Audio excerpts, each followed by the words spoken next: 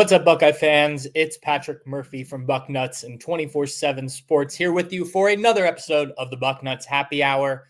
Ohio State is now 5-0 after last Saturday night's 42-3 win at Ohio Stadium. We'll sort of touch on some of that as we go through this podcast, but mostly kind of looking forward, looking at this team, and we will look at Illinois with our friends over at 24/7 Sports Illinois site. Excited to have on Jeremy Werner, who does a great job for the Illini Inquirer over there. No drink today. Well, I've got some water here. Sort of the way we did this week, it didn't really make sense. I'm also really low on alcohol in our house, which is not normal unless I wanted to take shots or drink wine, which is not what I normally do on this. But we had to record this in a couple different segments, and so I didn't want to be trying to drink too much. Got a lot to do before we leave for Illinois this weekend, so a rare one. I think I've done it once before where we didn't have a drink with us, but sometimes you go meet your friends at happy hour, you're not drinking that day, but you still go and hang out and talk some Buckeyes, and that's what we're going to do today. So let's get into it first about the Buckeyes, and just kind of some thoughts I have about this team. I want to start mainly by talking about, and this will be the major focus, is this Ohio State offense. I think that we have spent a lot of time discussing this defense, which is well-deserved. The defense has been a dominant force throughout this season. Credit to Matt Patricia, credit to these players, all of that. But we've kind of been waiting to see what this offense is going to be, what will be its identity, all of that. And I think last weekend started to show us what this team is or what this offense is, I guess I should say. And the comparisons between Julian Sayin and CJ Stroud have been made. Ryan Day was even asked earlier this season, like, who would you compare him to? And he brought up sort of CJ Stroud. They are not the same. Obviously, height-wise, they are different. And they don't play exactly the same either. But I do think they have some of the same abilities to kind of carry this offense if needed.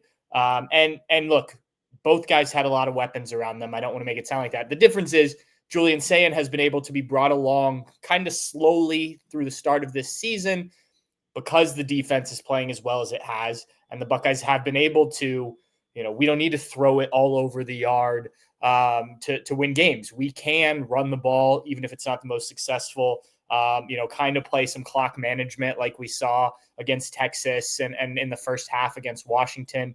And when we need Julian Sayin to be Julian Sayin, he can be Julian Sayin.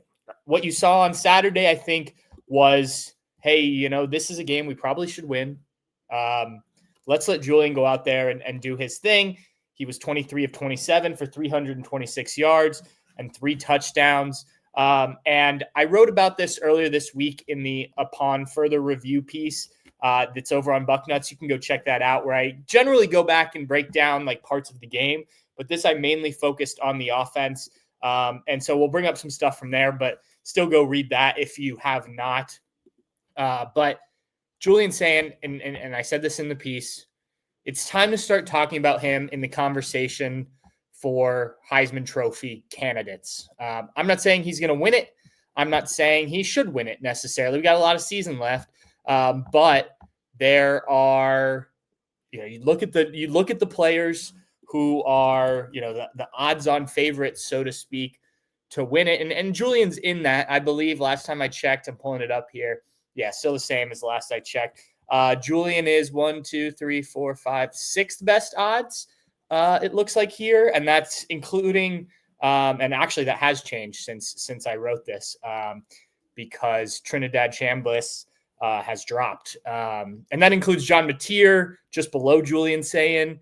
John Mateer, obviously the Oklahoma quarterback who has been out with, I think it was wrist surgery. But you look at the list here: Dante Moore plus 500, Carson Beck plus 650, Ty Simpson plus 750, Ohio State's own Jeremiah Smith plus 950, Indiana's Fernando Mendoza plus 1,400, And then you've got Julian Sayin. So I guess he's tied for the 5th best odds at plus 1,400 here. Actually, John Mateer, I don't know why it's listed this way. He's at plus 1,200. So yeah, tied for 6th here with Fernando Mendoza. I look at these quarterbacks.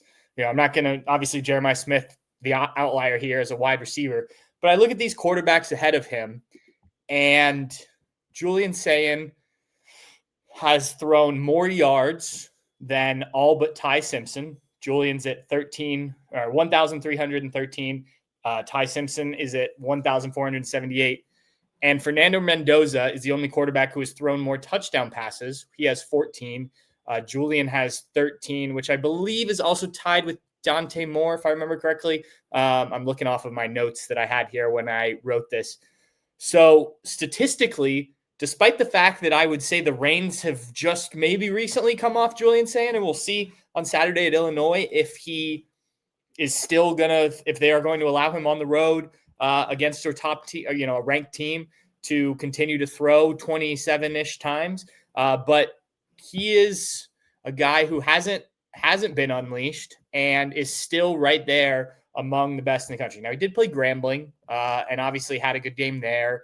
You could argue OU, but his if you look, let's see here.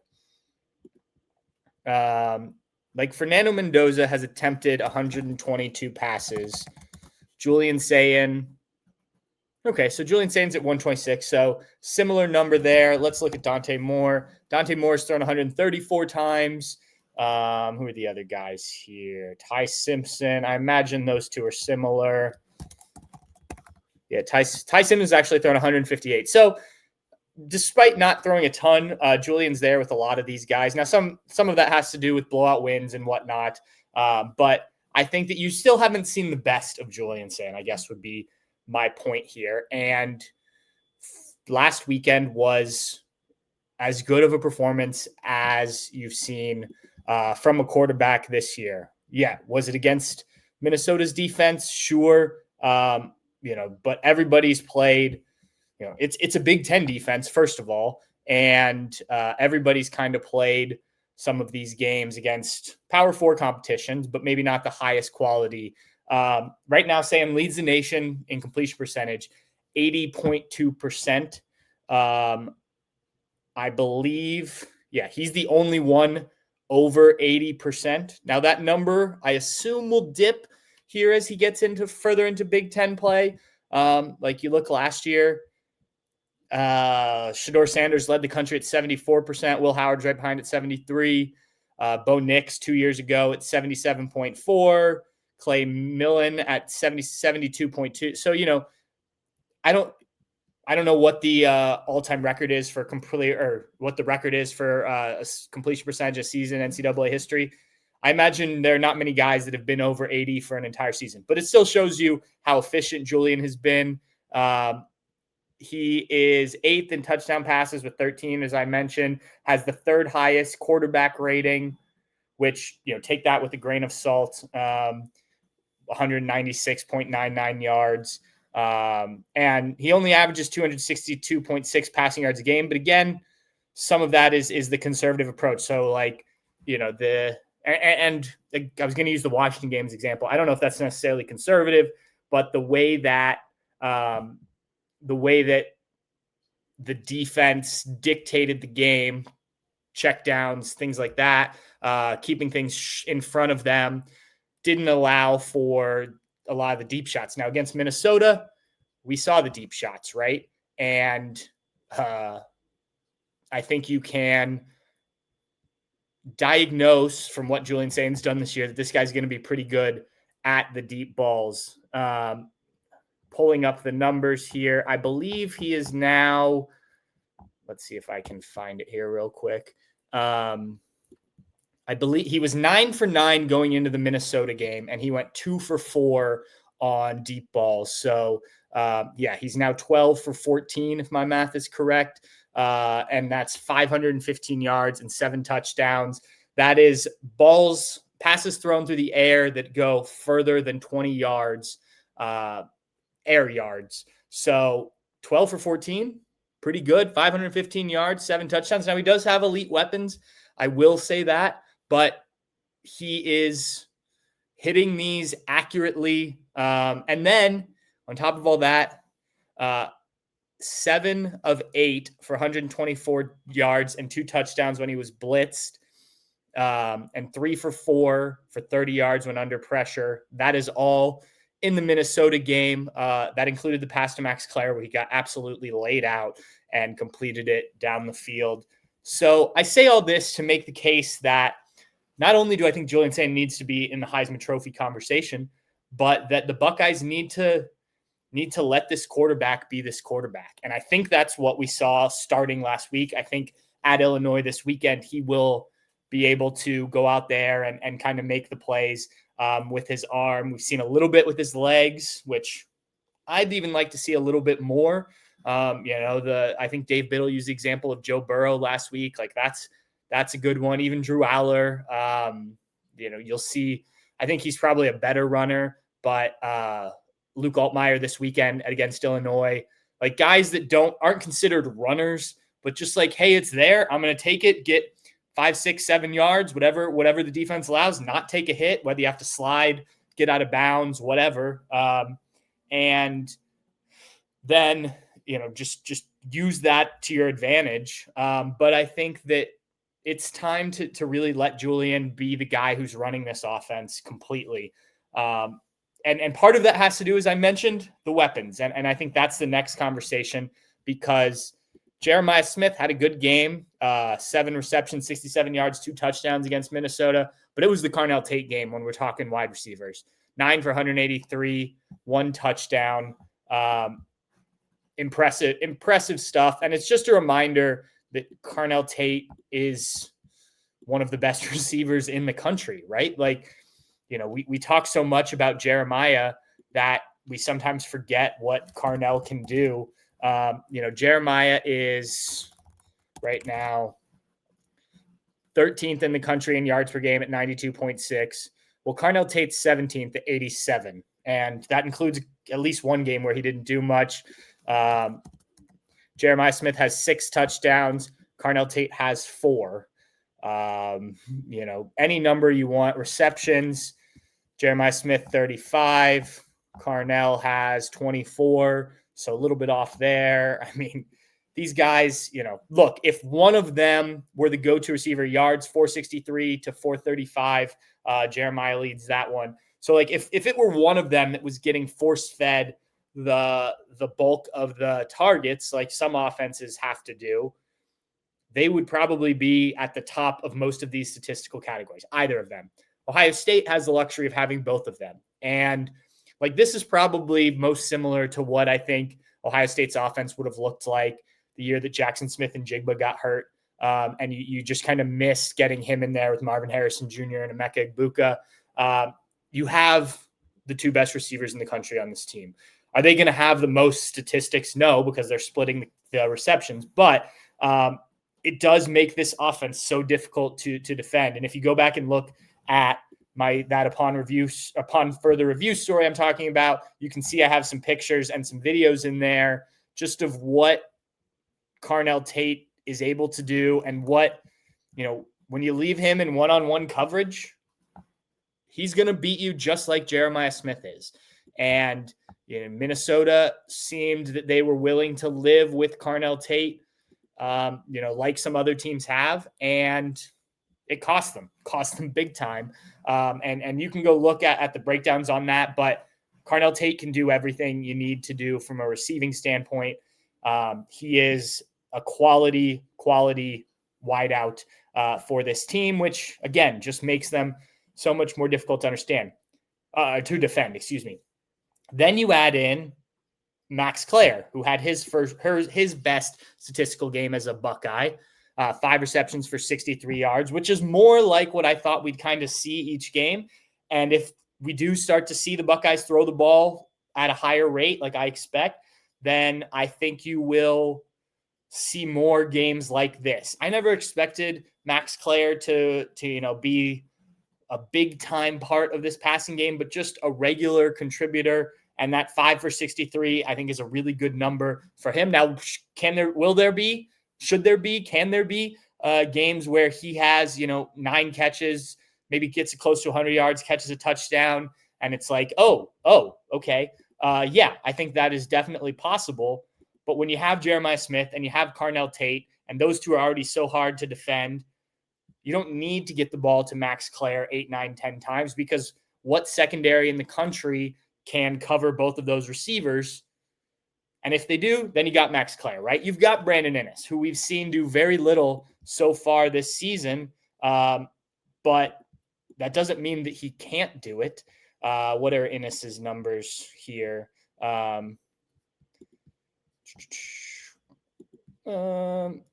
don't have it pulled up here. Anyway, it's not great what he's done thus far, but he's doing things that are keeping him on the field. If you ask anyone in that building, he's been productive, even though the stats haven't come his way, the targets haven't come his way, and it can happen.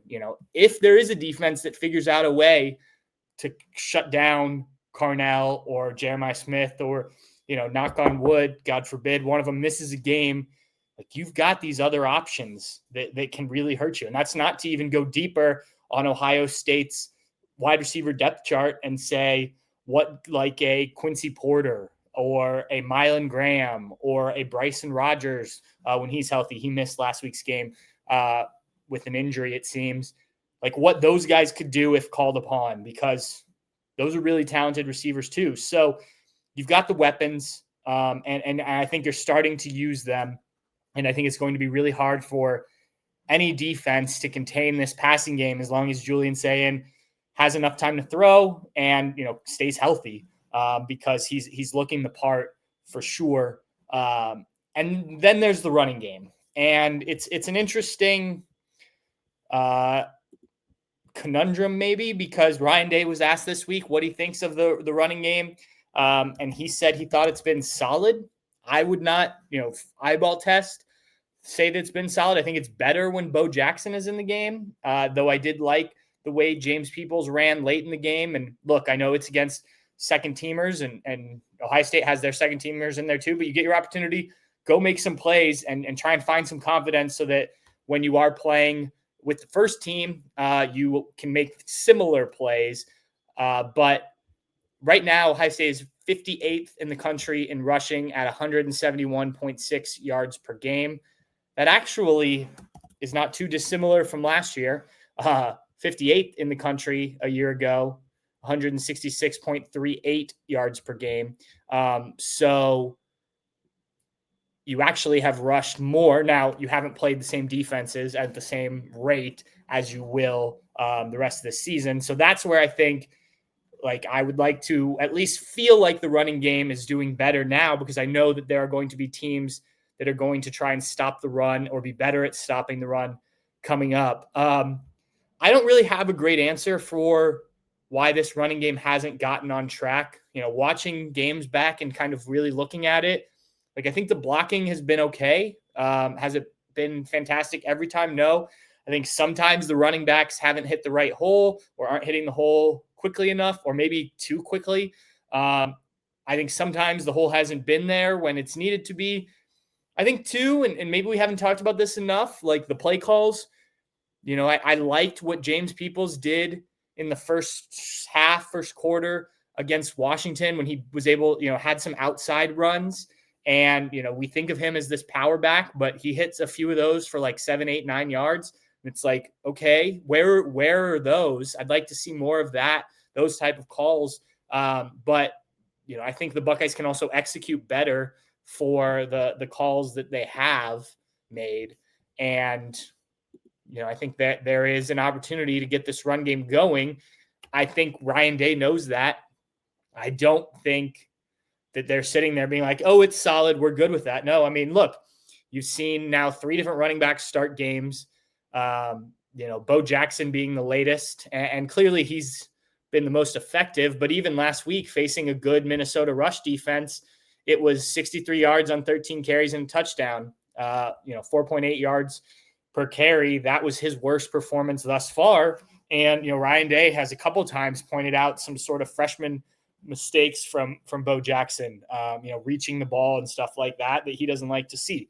So, I do think this is something they need to figure out, because I think there will come a time when they're going to need to run the ball. Think back to the fourth quarter of that Texas game.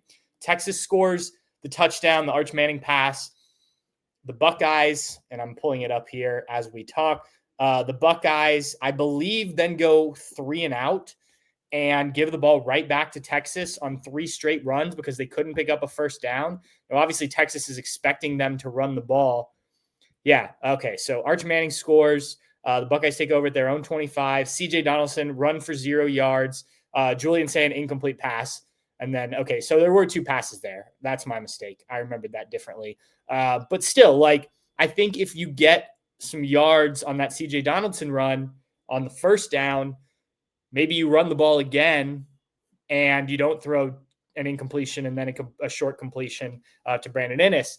So I think you're going to need time. There's going to be times when you need to either run out the clock or these short yardage situations. I know C.J. Donaldson scored one there against Minnesota last week, but I just think that this run game is going to be, there's going to be some plays in the future asked of this running game to, hey, you've got to go make these plays right now. And I'm not confident that they can go do that. And I don't want to see it put on Julian Sayin, as much as I like him, to have to go make these throws when you should be able to run the ball, because the talent's there. I think that whether it's execution or coaching, I think it just needs to be better. And so, but I do think this offense is really starting to kick into gear. I wrote something again this week about the defense, and you can read that. But kind of the point of it is, the defense was at an elite level, or is at an elite level, a historic level, or historic pace right now. We'll see how much they stick on it. And as long as they have an offense that, like last year's, can be good enough and make opportune plays, then this team's on a path to contend for another national championship. And so you just need this offense to keep progressing. And that means Julian Sayin being allowed to be Julian Sayin, use his weapons. And then you got to get this run game going at a higher level, I think. It doesn't need to be the best rushing attack in the country. You've got a good ability to balance things. But I do think that it needs to be a bit more efficient. And, you'd like to see a couple of these guys hit a few bigger runs and things like that. All right, enough about the Buckeyes, at least from my perspective. Now we are going to turn it over to the Minnesota side of things, the Illinois side of things, and learn a little bit more about this week's Buckeye opponent. And now we're going to talk Illinois and what the Buckeyes should expect from this upcoming game, the trip to Champaign, with Jeremy Werner of the Illini Inquirer, 24/7 Sports Illinois site. Jeremy, how are we doing today? Doing good, Patrick. Thanks for having me on the happy hour, man. Appreciate it. Yeah, I appreciate you coming on. I'm sure you get this question. I'm sure you've gotten this question several times. We got to start with it. What the heck happened in Bloomington a few weeks ago? How do you kind of view that game in sort of the grand picture of what this season has been so far and what it can be?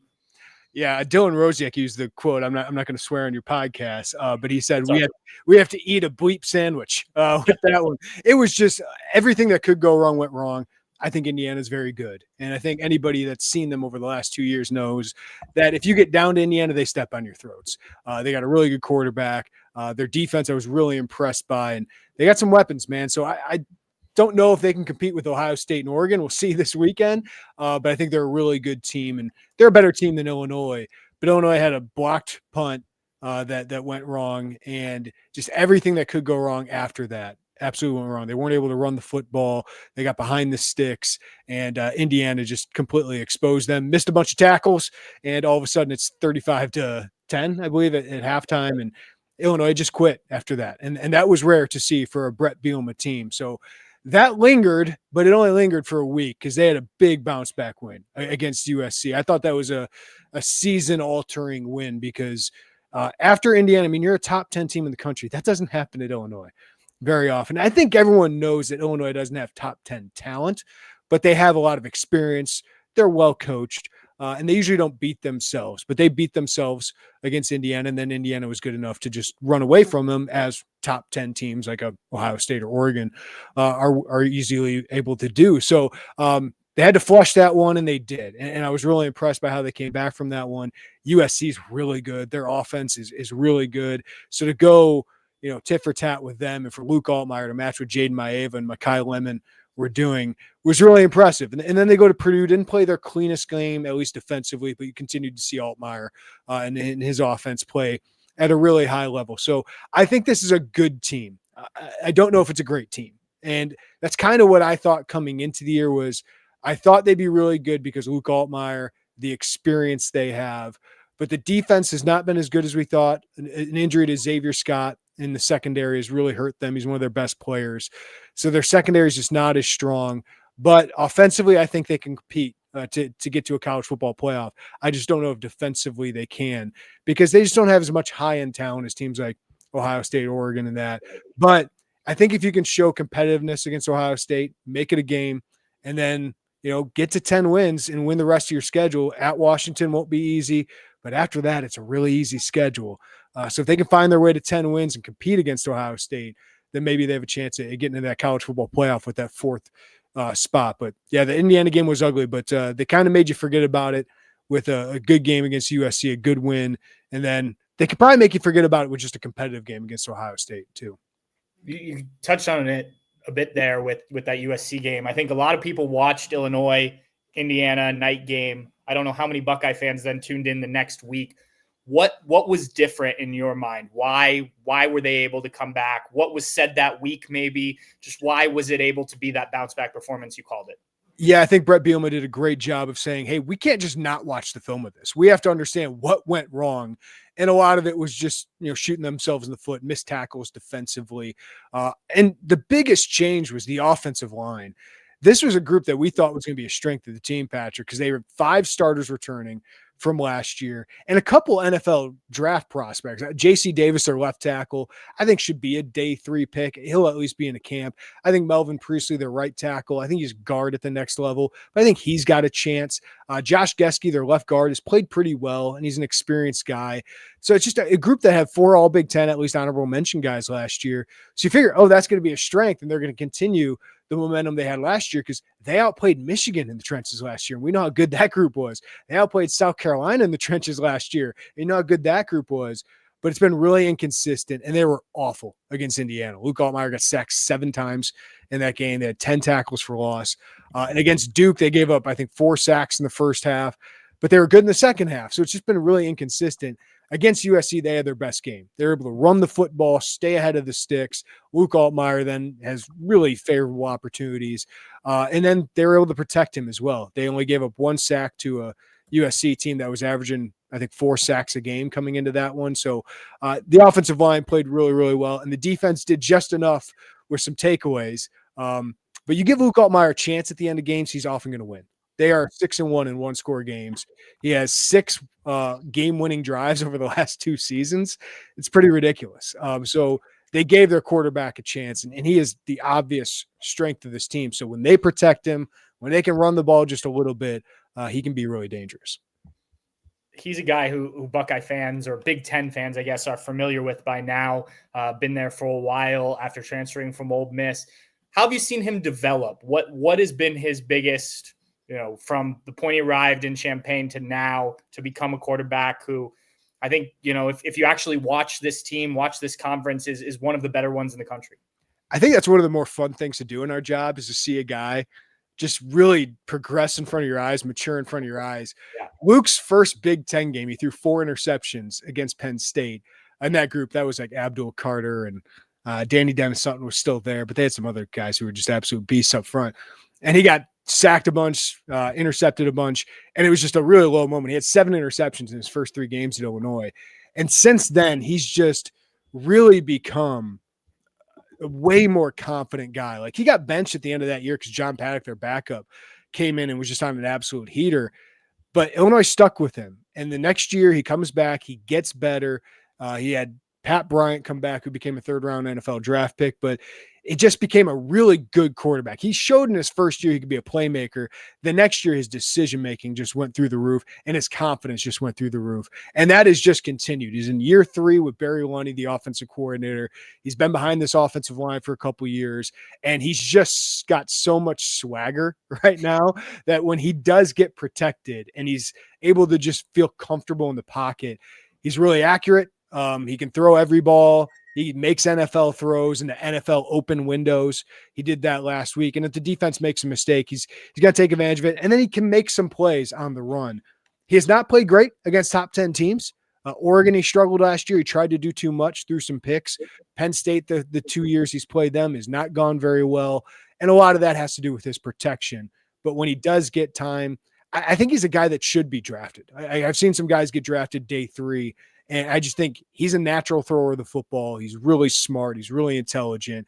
And now he's got a lot of confidence too. So I think he's that kind of player. I don't think he's the level of what Dante Moore is and some of the guys who come from Ohio State the last couple of years. But he is usually an advantage for Illinois. Maybe not in this game because of what Ohio State has on offense.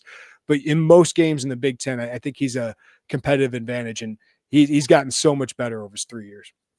One of his top weapons, Hank Beatty, I think has started to get some recognition for not just what he does as a receiver.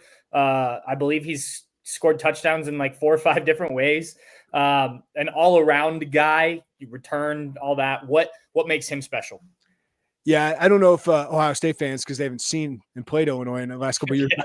Isaiah Williams was a high school quarterback brought in as a quarterback at Illinois, and he became a slot receiver when Brett Bielema came here, and he became an all-Big Ten guy. Like, he was on the all-Big Ten first team along with Marvin Harrison his last year. Yeah. He was just insanely productive, but just a playmaker. You can use him in a lot of creative ways, and that's how Illinois has used Hank Beatty, who was his sophomore year was a record-setting wide receiver at Rochester High School, which is about an hour and a half from Champaign in central Illinois. So he's a local kid. But then he became a quarterback his last 2 years and was Gatorade Player of the Year in Illinois. But a short, white guy, didn't have a lot of big offers. It was Illinois and Iowa State. And he didn't play a ton his first couple of years, but he became a great punt returner last year. That gave him confidence as a receiver. And then when Pat Bryant was out for the bowl game, he became Luke Altmaier's go-to guy. He had 90 yards receiving in that bowl win over South Carolina. So that kind of led to his confidence rising. And then he's just a playmaker, man. He probably runs about a 4.5, but he can run away from defenses. But he's just one of those typical slot receivers who knows how to get open, finds a way to get separation, really good route runner, fantastic hands. Now this is his biggest test going up against Ohio State's defense, but he is the security blanket for Luke Altmaier, and they now run offense for him. Like they will design plays to get Hank Beatty the ball. They've used him in a wildcat where he can run the ball or he could throw the ball because he's a high school quarterback. And I think in a game like this one where Illinois got to cause some mayhem to win, right? There's going to be a trick play probably with Hank Beatty at some point. So he is the engine of this offense and the go-to guy. Another guy I would mention is Colin Dixon has really emerged. I think he's 23 right now in the Big Ten in receiving yards per game. He's a really solid receiver. So receiver was a big question mark coming into the year, but Beatty and Dixon have really stepped up. Justin Bowick is a 6'5" receiver that transferred from Ball State. He's a really good red zone option. So that's actually turned into a strength of this team is wide out. Defensively, if you just look at the numbers, Illinois not highly ranked. I think some of that has to do with the Indiana game. And just when you have a game like that, it obviously affects where you are in the averages. But what do you make of this defense? What do Buckeye fans need to know? What does Ohio State need to be ready for? It's been a very conservative defense. In 2022, Illinois was number 1 in the country in scoring defense.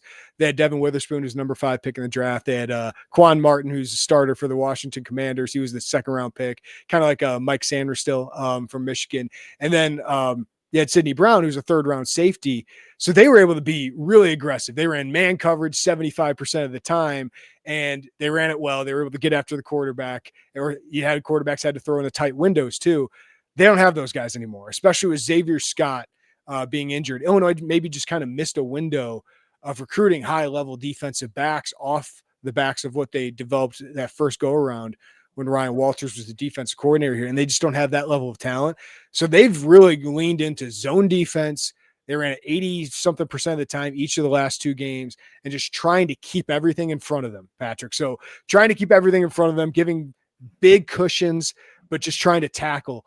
The problem is they're not tackling well. And the problem is that teams are nickel and diming them down the field right now. And that just seems like disaster against Ohio State. I don't love going man-to-man against Jeremiah Smith and some of these guys at Carnell Tate and all that. But I feel like you got to let your defensive front get after the quarterback because they do have talent up front. This is probably the most talented and I would say at least deep defensive line that Illinois has had under Brett Bielema. It's headlined by Gabe Akis, who is really good. He can be a game wrecker. He wrecked the game against Michigan last year, so he could play on an Ohio State and be a very high-level starter for them. Probably going to be a top 100 pick. Tommy Wadurajai is a transfer from Florida State. It's been very good. James Thompson Jr. is a transfer from Wisconsin that I think could play in the NFL. And they got some guys that can rotate in who are pretty good, but they just don't have time to get to the quarterback. Teams are getting rid of the ball quickly to take them out of the game. So I'm really interested to see what they try to do to Julian Sayin to try and get him to hold the ball just a little bit longer. But going man coverage against this wide receiver core and Max Clare and all of them, it's a group that is not high level in the secondary. They usually are reliable. And this is how they won the Michigan games and South Carolina's. They kept everything in front of them, made quarterbacks pocket passers. But when you're not tackling well, that becomes a huge problem. So they've not been as good of a defense as we expected. Xavier Scott's injury, he probably would have been a top 100 pick too. That's been huge for them. Ryan Day called Brett Bielema this week one of the best coaches in college football. I know there's going to be people that kind of scoff at that, but his success at Wisconsin, Ohio State saw them in the Big Ten championship game. I know it didn't go well at Arkansas. He goes to the NFL for a little bit. Now he's back in college football at Illinois. He's built this program into a top 25 team. What has Brett Bielema done right since arriving in Champaign, and kind of what is the ceiling under him?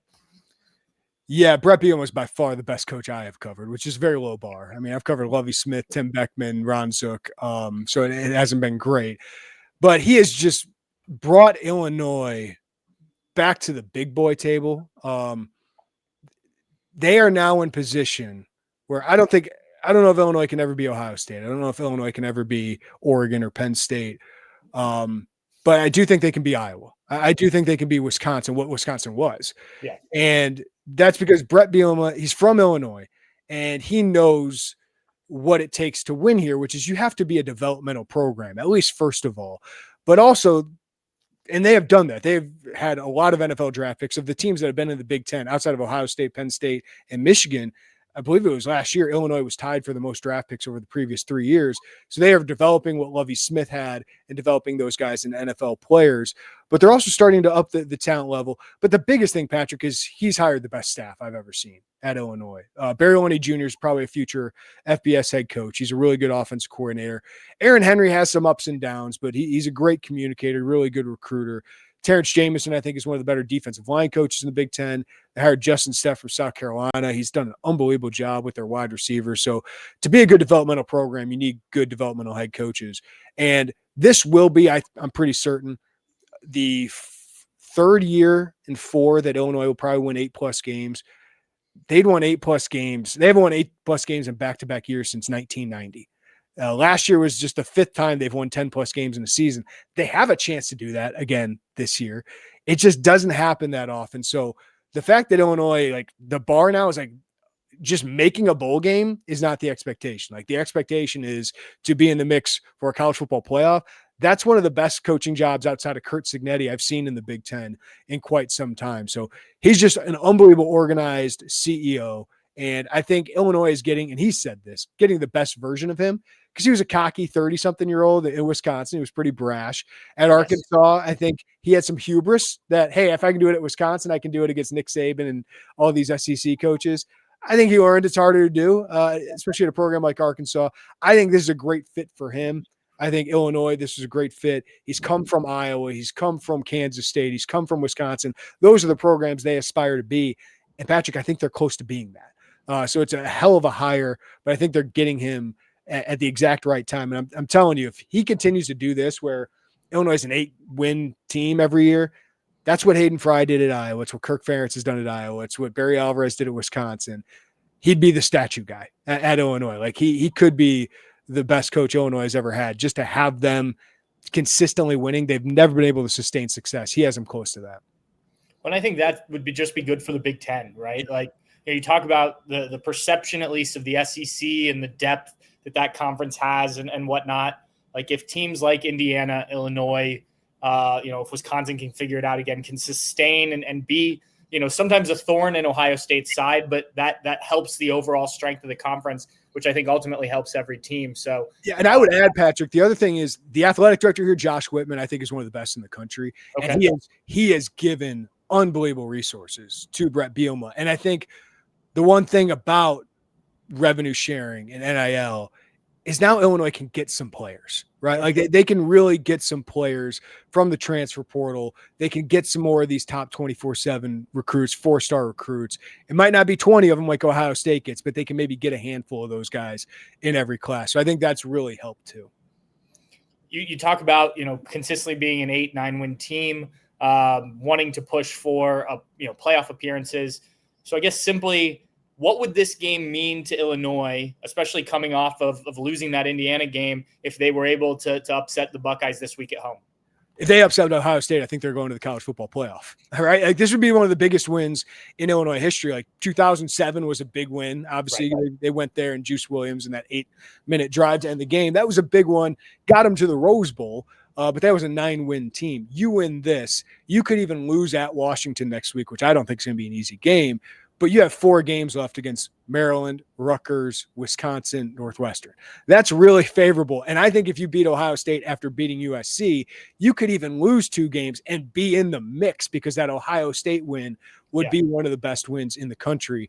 So they would be right in there. They'd be back to being a top 10 team. Now, I think it's going to be really hard to beat Ohio State, obviously. But I even think if you just show you can compete with a team like this, I think Illinois needs to show that this weekend if they want to be in the college football playoff. Because say they lose to Ohio State by 35, 40 points, and then you win out the rest of the schedule, you're going to be 10-2. But have you shown you can compete with the best teams in the country? No, because you would have lost by a lot to Ohio State. You would have lost a lot to Indiana. So I think you'd have a chance to be in there, but there would still be a little bit of doubt. You still maybe need some luck along your way. So I think it's really important that they show they can compete, through 3 quarters, through 4 quarters. But if they win this, I think Illinois' odds to make the college football playoff, I think it's right now at 19%. If they win this, I would imagine it goes to like 80-something%. So that's what this game means. And for Illinois, it's last year beating Michigan was a big deal. We know it wasn't as good of a Michigan team.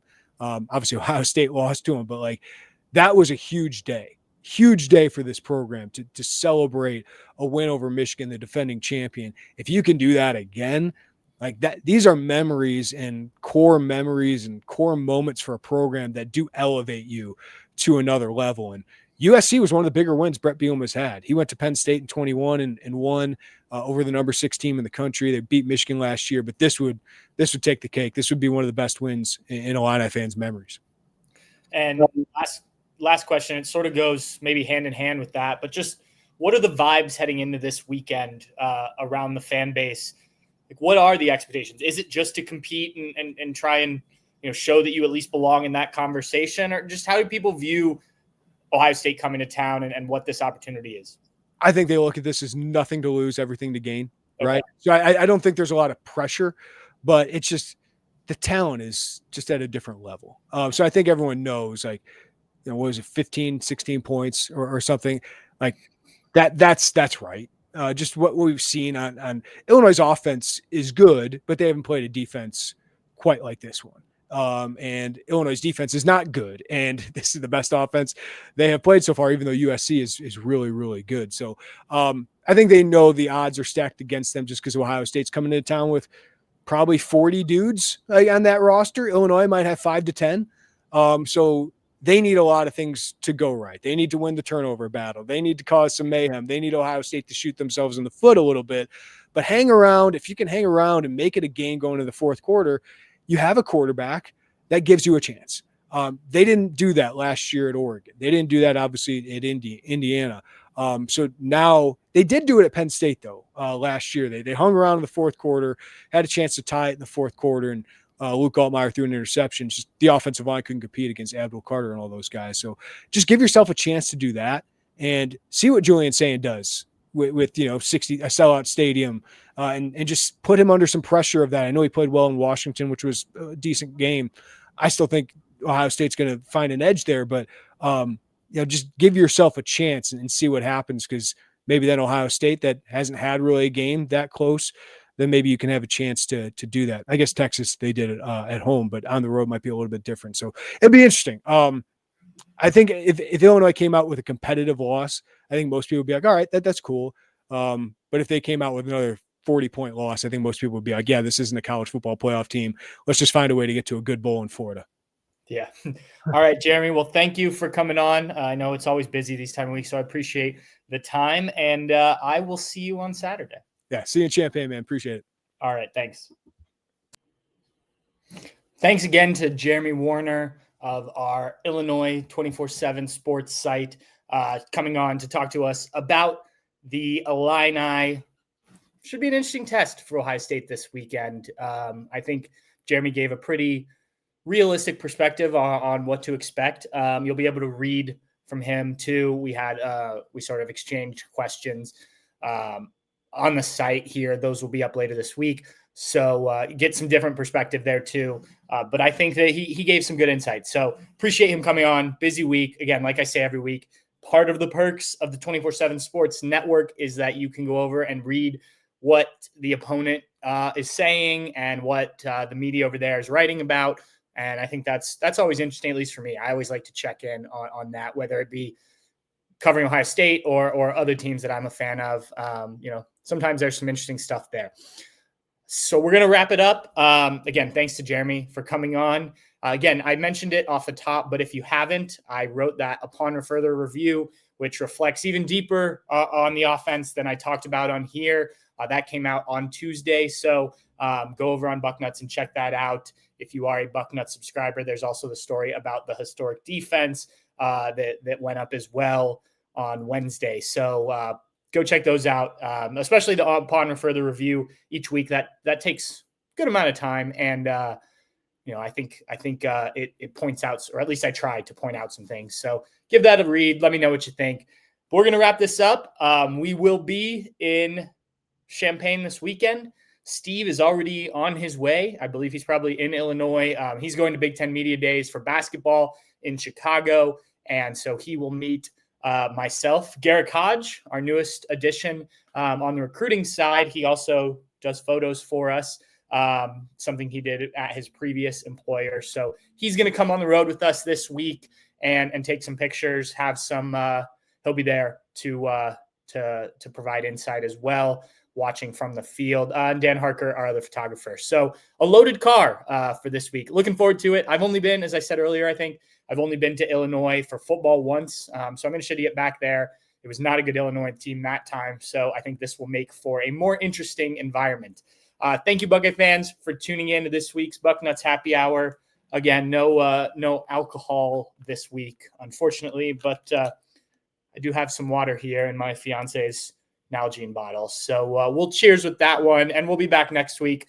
Before we go to Madison, got to drink before you go to Madison. If you ever partied at Madison, a lot of drinking there. So, looking forward to a trip back there. And I will talk to you all next week. Cheers.